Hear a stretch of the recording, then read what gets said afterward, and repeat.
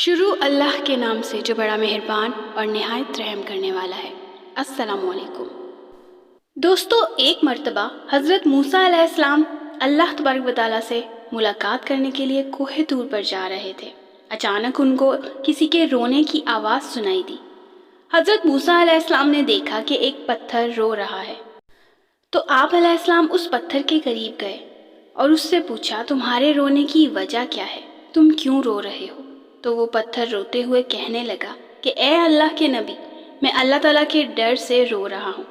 مجھے اللہ تعالیٰ کا خوف ہے کہ اگر اللہ تعالیٰ نے مجھے بھی جہنم میں ڈال دیا تو میرا حشر کیا ہوگا۔ دوستو، پتھر کو یہ خدشہ اس لیے ہوا ہوگا کہ اللہ تعالیٰ نے قرآن پاک میں یہ ارشاد فرمایا ہے، جس کا ترجمہ کچھ اس طرح سے ہے کہ جہنم کا ایندھن انسان اور پتھر ہے۔ لہٰذا پتھر نے سوچا کہ کہیں ایسا تو نہیں کہ اللہ تعالیٰ مجھے بھی جہنم میں ڈال دے۔ اس بات کو یاد کر کے میں رو رہا ہوں۔ اور پتھر کہنے لگا، آپ اللہ تعالیٰ کے پیغمبر ہیں اور آپ اللہ تعالیٰ سے ملاقات کے لیے کوہ طور پر جا رہے ہیں۔ آپ سے ایک گزارش ہے کہ آپ میرے حق میں دعا کریں، آپ میرے لیے سفارش کر دیں تاکہ مجھے جہنم کی آگ سے نجات ملے۔ اس پتھر کو روتے ہوئے دیکھ کر حضرت موسیٰ علیہ السلام نے اسے تسلی دی اور فرمایا کہ میں اس وقت اللہ تعالیٰ کے دربار میں جا رہا ہوں، میں اللہ تعالیٰ سے تیرے لیے سفارش کروں گا۔ یہ کہہ کر آپ علیہ السلام کوہ طور پر چلے گئے۔ وہاں پہنچ کر اللہ تعالیٰ سے ہم کلام ہوئے۔ اسی دوران آپ پتھر کے بارے میں بھول گئے۔ دوستو، اللہ تعالیٰ کی رحمت دیکھیں کہ جب حضرت موسیٰ علیہ السلام وہاں سے واپس آنے لگے تو اللہ تبارک و تعالیٰ نے ارشاد فرمایا، اے موسیٰ، تم اس پتھر کو بھول گئے کیا؟ تم نے اس سے سفارش کا وعدہ نہیں کیا تھا؟ تب حضرت موسیٰ علیہ السلام نے عرض کیا، اے میرے پروردگار، واقعی میں اس پتھر کے بارے میں بھول گیا تھا، آپ تو سب کچھ جانتے ہیں۔ اللہ تبارک و تعالیٰ نے فرمایا کہ جاؤ، اس پتھر سے کہہ دو کہ ہم نے اس کی مغفرت کر دی اور اس کو بخش دیا، اور دیگر پتھروں کے ساتھ اسے جہنم میں داخل نہیں کیا جائے گا۔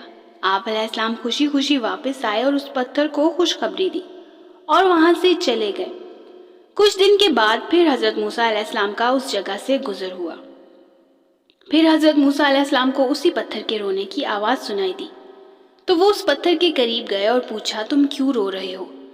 تم کو تو میں نے اللہ کی طرف سے خوشخبری دی تھی، مگر تم اب کیوں رو رہے ہو؟ تو وہ پتھر کہنے لگا، پہلے تو میں اللہ تعالیٰ کے ڈر اور خوف سے رو رہا تھا، اب میں اللہ تعالیٰ کی محبت میں رو رہا ہوں۔ اے اللہ کے نبی، اللہ نے مجھ پر رحمت فرمائی۔ اے موسیٰ علیہ السلام، میں اس کی محبت میں روؤں نہ تو کیا کروں؟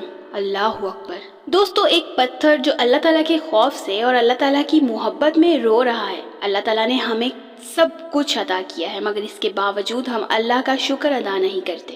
اللہ نے ہمیں ہزاروں نعمتوں سے نوازا ہے، مگر پھر بھی ہم اللہ کی نافرمانی میں لگے رہتے ہیں۔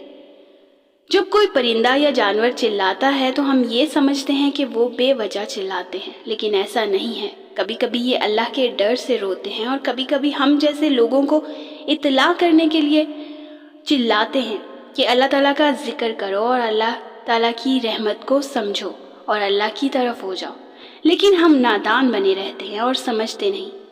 دوستو، ہر وقت اللہ تعالیٰ کا شکر ادا کریں اور گناہوں سے بچنے کی کوشش کریں۔